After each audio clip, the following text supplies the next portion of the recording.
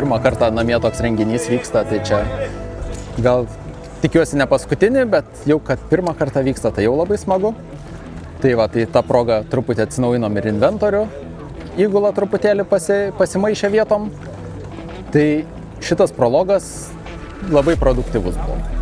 Kokie rezultatai bus, pažiūrėsim, kai visi finišuos, bet iš treniruočių pusės tai buvo pasaka.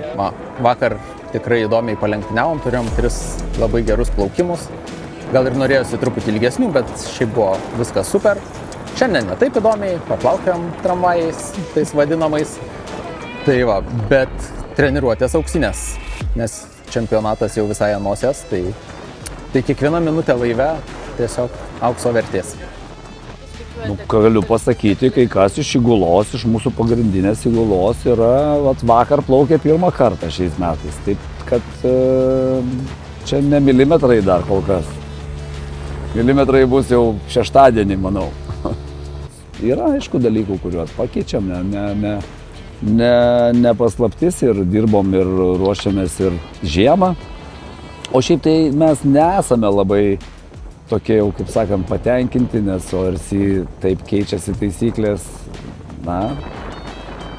ne taip, kaip mes norėtume. Galų gale. Aišku, atsiranda nauji laivai, visi žinom, apie ką tai šneka. Ir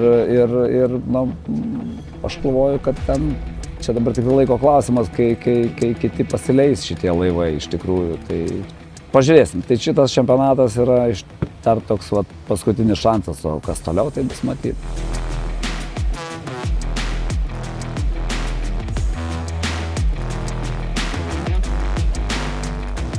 Tai nuo pradžios sezono visose varžybose plaukėme, kad kaip ir treniravomės.